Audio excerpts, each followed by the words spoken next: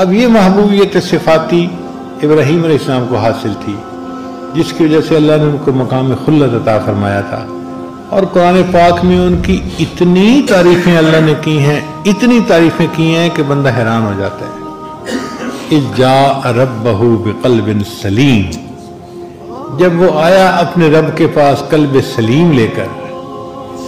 اللہ اکبر، کیا سونے کا دل ہوگا جو ابراہیم علیہ السلام نے بنایا کہ اللہ قرآن میں اس کی تعریفیں کر رہے ہیں۔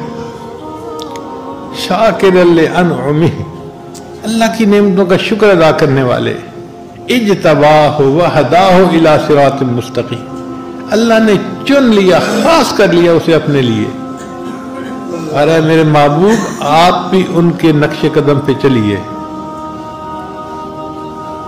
ایک جگہ فرمایا وَإِبْرَاهِيمَ الَّذِي وَفَّى، اور وہ ابراہیم جس نے اللہ سے وفاداری نبھا کر دکھا دی۔ کیا وہ وفاداری ہوگی کہ اللہ تعریف کر رہے ہیں۔ اللہ فرماتے ہیں کہ ابراہیم علیہ السلام سے ہم نے بیٹے کی قربانی کا جو کام لیا، ان ھذا لہو البلاء المبین، یہ بہت بڑی آزمائش تھی جو ابراہیم علیہ السلام سے مانگی گئی قربانی بیٹے کی، یہ بہت بڑی قربانی تھی، مگر اللہ فرماتے ہیں سلام علی ابراہیم، ابراہیم تجھ پر سلامتی ہو۔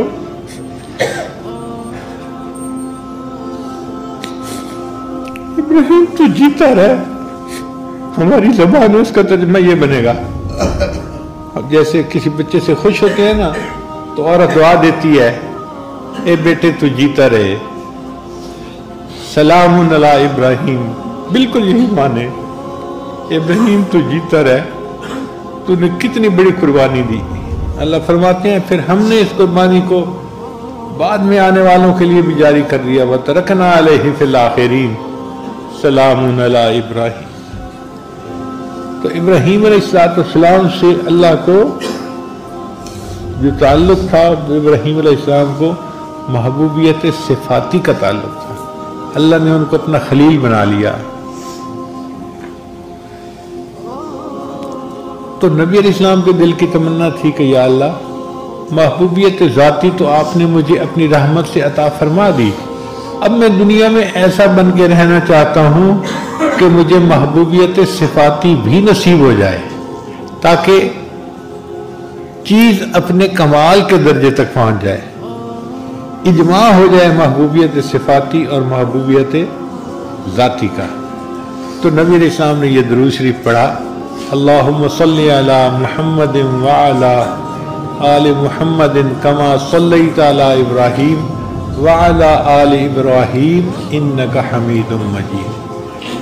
پھر پڑھا اللہم بارک علی محمد وعلی آل محمد کما بارکت علی ابراہیم وعلی آل ابراہیم انک حمید مجید۔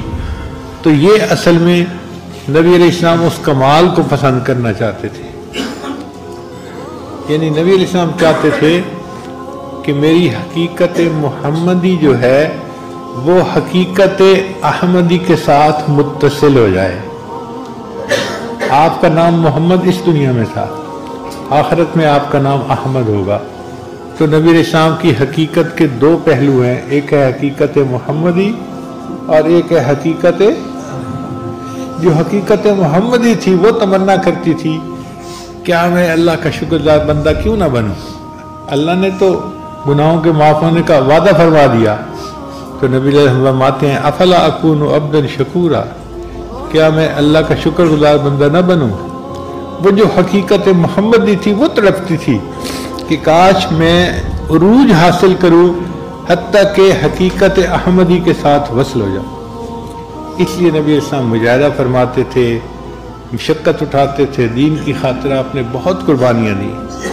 اور امام ربانی مجدد ثانیہ نے اپنے مکتوبات میں لکھا ہے کہ نبی علیہ السلام نے جو امت کو دین سکھایا اور امت نے نیکیاں کی، اب اس کا ثواب نبی علیہ السلام کے اعمال نامے میں بھی گیا نا، الدال علی خیر کفاعلہ، تو یہ ثواب نبی علیہ السلام کے بھی حصے میں گیا۔ اور یہ اتنا ثواب کہ مجدد صاحب فرماتے ہیں کہ نبی علیہ السلام کے پردہ فرمانے کے 1000 سال کے بعد حقیقت محمدی کو عروج حاصل ہوا اور وہ حقیقت احمدی کے ساتھ متصل ہو گئی۔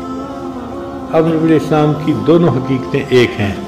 آپ کو اللہ نے محبوبیت ذاتی بھی دی ہے اور آپ کو اللہ نے محبوبیت صفاتی بھی دی ہے، اور یہ محبوبیت صفاتی دنیا میں مل سکتی تھی اور نہیں کہیں مل سکتی۔ دنیا ہی ہے جس میں انسان اعمال کرے تو اس کو اللہ تعالیٰ روحانی ترقی عطا فرماتے ہیں۔ تو اس لیے درود شریف آ گیا۔ اب درود شریف کے بعد پھر دعا سکھائی گئی، تو دیکھو کتنی خوبصورت دعا، رب اجعلنی مقیم الصلاۃ ومن ذریتی ربنا وتقبل دعا ربنا اغفر لی ولوالدی وللمؤمنین یوم یقوم الحساب۔ اب آپ سبحانک اللہم سے لے کے یوم یقوم الحساب تک دیکھیں کیا خوبصورت مضمون ہے نماز میں۔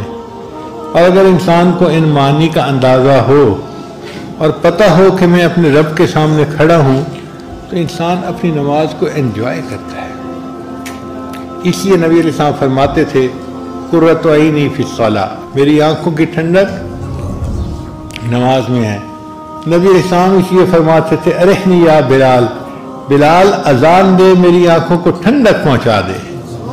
نبی علیہ السلام نماز کے وقت کا انتظار کیا کرتے تھے، صبح پڑھتے تھے نماز ظہر کا انتظار، ظہر پڑھتے تھے عصر کا انتظار، عصر پڑھتے تھے مغرب کا انتظار، مغرب پڑھتے تھے عشاء کا انتظار۔ مومن یا تو نماز پڑھ رہا ہوتا ہے یا نماز کا انتظار کر رہا ہوتا ہے۔ اور واقعی یہ نماز اتنی اعلیٰ عبادت ہے کہ جو نماز سے ملتا ہے وہ کسی اور نماز سے نہیں مل سکتا، کسی اور عمل سے نہیں مل سکتا۔ امام ربانی مجدد ثانی رحمۃ اللہ اپنے مکتوبات میں لکھتے ہیں کہ جو لوگ قوالیاں سنتے ہیں اور مست ہوتے ہیں اور بھنگڑے ڈالتے ہیں، یہ بیچارے وہ لوگ ہیں جن کو نماز کی حقیقت کا پتہ ہی نہیں ہے۔